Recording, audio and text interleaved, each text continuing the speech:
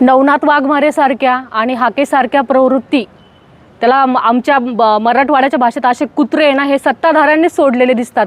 वारंवार येऊन जाऊन ते मराठा समाजाच्या महिलांना, इवन तो मराठा समाजाच्याच महिला म्हणून नाही, प्रत्येक जाती धर्माची महिला ही आदरणीय आहे आणि कोणत्याही महिलांबद्दल जर असं वक्तव्य करणं, ते पण स्वराज्य महाराष्ट्रात छत्रपती शिवरायांच्या, शाहू फुले आंबेडकरांच्या महाराष्ट्रात असं घडतंय, अशा प्रवृत्ती ठेचल्या पाहिजे। तो नवनाथ वाघमारे जर पोलीस प्रशासनाने नाही उचलला तर त्याला आम्ही जिथे दिसू तिथे त्याला ठोकून काढू, त्याला लाथाबुक्क्यांनी मारू, भले आमच्यावर काय गुन्हा दाखल व्हायचं तर होऊ द्यात, आम्ही महिला तिथे पुढाकार घेऊन त्याच्यावरती ॲक्शन घेऊ।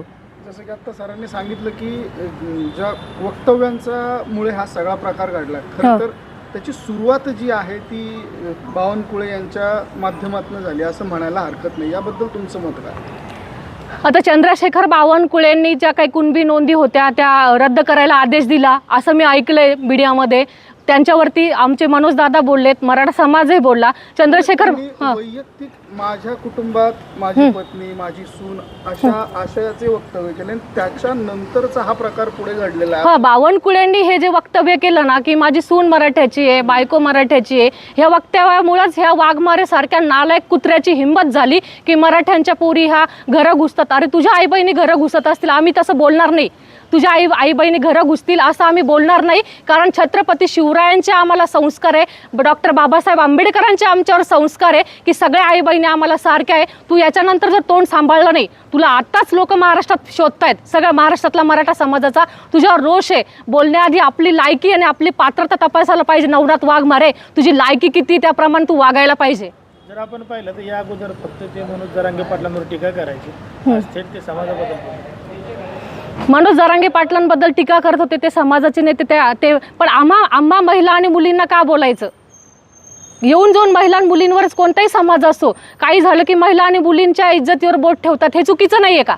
काल एक प्रश्न तुम्ही कमिटीमध्ये जी बैठक सुरू होती त्या बैठकीमध्ये उपस्थित केला की मनोज जरांगे पाटील यांच्या समोर तुम्ही काल एक व्हिडिओ तुमचा काल व्हायरल झाला, त्याबद्दल काय सांगा? ते हैदराबाद गॅझेट आरक्षणाबाबतीमध्ये मनोज दादांनी एक बैठक बोलवली होती अभ्यासकांची, त्यात मॅक्झिमम अभ्यासक अनुपस्थित होते आणि जे काही अभ्यासक होते त्यांच्यातल्या काहींनी उत्तर दिले, पण मी माझ्या काही सूचना होत्या। ॲक्च्युली JR जेव्हा निघाला होता तो त्याच्या दुसऱ्याच दिवशी मी माझे बऱ्याच पेपरला, न्यूजपेपरला स्टेटमेंट आहे की JR मध्ये त्रुटी आहे, त्याच त्रुटी मी काल दादांना परत एकदा सांगितले, ह्या आधी सांगितल्या होत्या पण त्याच्याकडे दुर्लक्ष झालं, पण काल दादांनी ते नमूद करून घेतले की कुठल्या कुठल्या त्रुटी आहे आणि हैदराबाद गॅझेटमध्ये काय बदल केला तर कसं आरक्षणात बसवता येईल आणि काय असतं माहिती, एकदा खाण्यापेक्षा टप्प्याटप्प्याने खाल्लं जावं असं माझंही मत आहे। अशाच प्रकारचा एक प्रकार केदार यांच्या सोबत देखील काल त्या ठिकाणी घडला, मला वाटतं तुम्ही काल त्या ठिकाणी उपस्थित होता, नेमका तो प्रकार काय होता, त्याचं स्पष्टीकरण कसं द्याल, तुम्ही काय सांगाल? योगेश केदारच्या बाबतीमध्ये दादा एक प्रश्न विचारत होते